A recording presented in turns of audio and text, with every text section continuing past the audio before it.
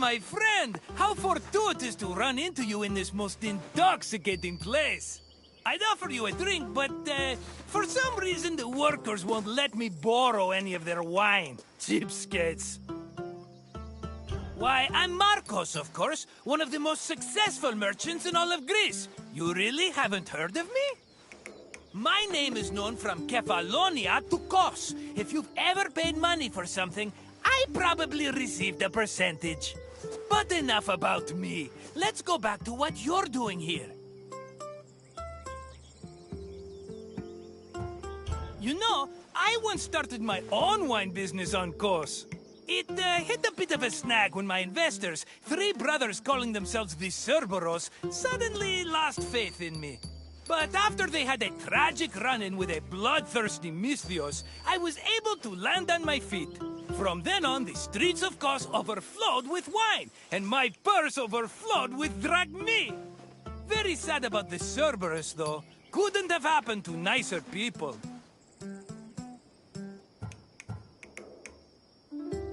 As you can probably tell by all the grapes, this is one of Greece's many vineyards. Wine was an essential part of Greek culture, and this tour will take you through how it was made.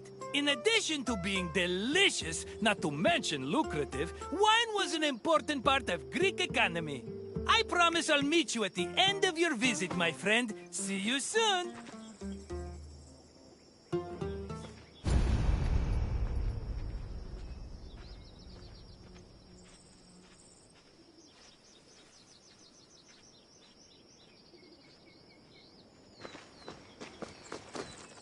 Winemaking dates back to the 4th or 3rd millennium BCE. It became widespread in Greece during the Bronze Age, and within centuries the Greeks had refined it further. The first step in the process was always harvesting, where grapes grown on rows of vines were collected by vineyard workers. According to Homer, harvesting was often accompanied by music to give it a more festive atmosphere. Ancient Greek wine mainly came in 3 different varieties: Austeros, Glucoution, and Autokratos. It could be flavored with spices, herbs, resin, and even perfume. It was also much stronger than modern wine, with an alcohol percentage of approximately 16%. Because of this, the drink was mixed with water to make it more palatable.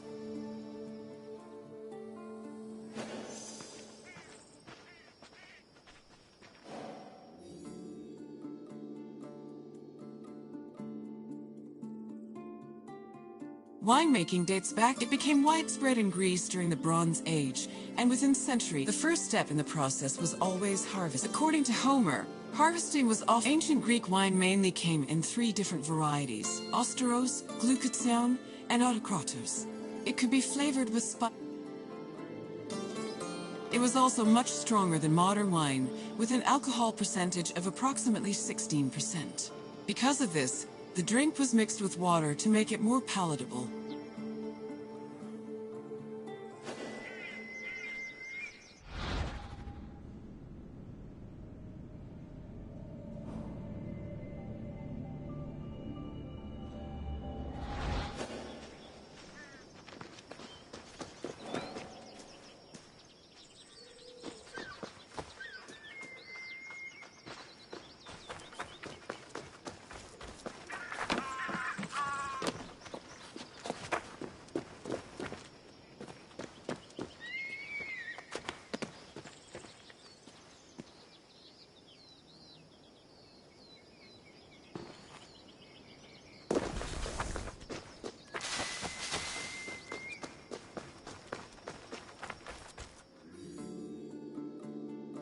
Grapes were dried to maximize the wine's sweetness and prevent it from turning into vinegar.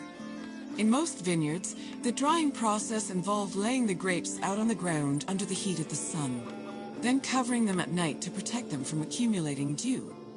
According to Hesiod's poem, Works and Days, the ideal time to dry grapes was 10 days and 10 nights. When they were finally completely dried, the grapes were collected in jars, just as they are today.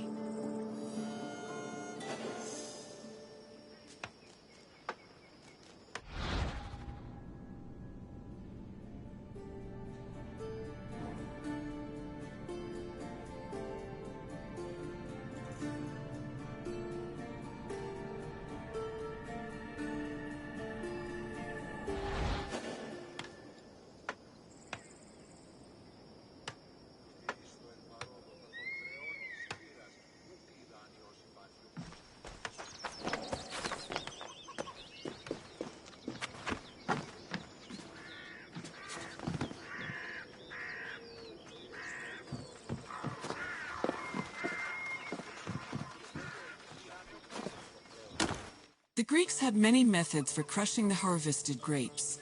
The most common technique was to use a lenos, a large treading vat where workers stomped on grapes with their feet. Alternatively, the Greeks sometimes crushed the grapes by hand using a strainer, mashed them with a mortar and pestle, or squeezed them using a tool called a sack press.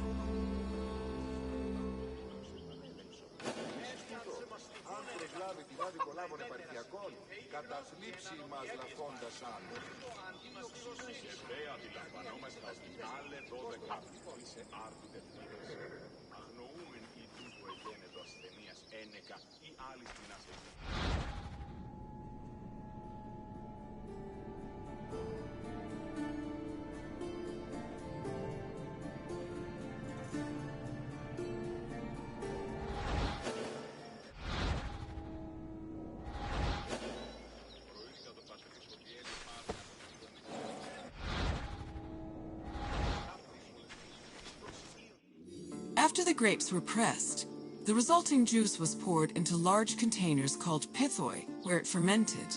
Once fully fermented, the wine was filtered through an ethmos, or sack, which separated it from the residual yeast called lees.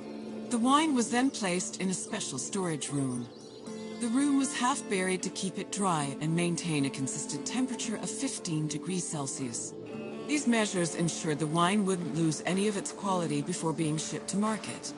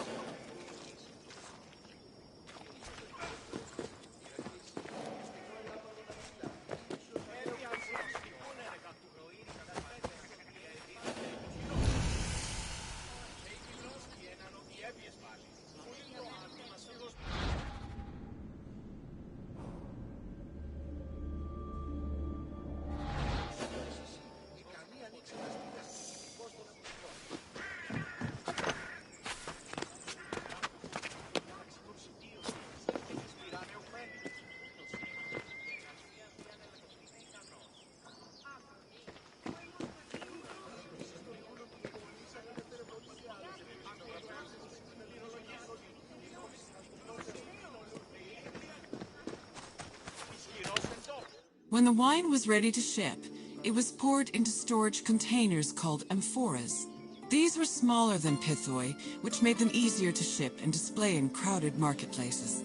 However, that doesn't mean transporting wine was always a safe endeavor. Sometimes ships carrying amphoras as cargo would be wrecked before making it to their destination, losing hundreds of bottles of wine to the sea.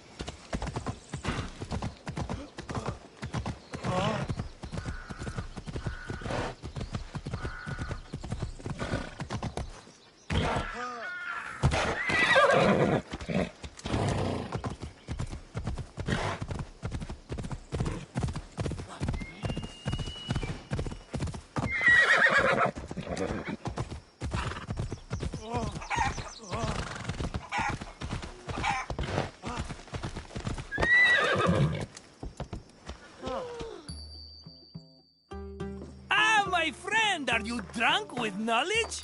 I hope you enjoyed yourself learning about all the picking, stumping, and bottling that goes into making Greece's favorite beverage. Maybe if my customers understood how hard winemaking was, they'd agree more with my perfectly reasonable prices. But let's talk about something else, yes? What else can I do for you?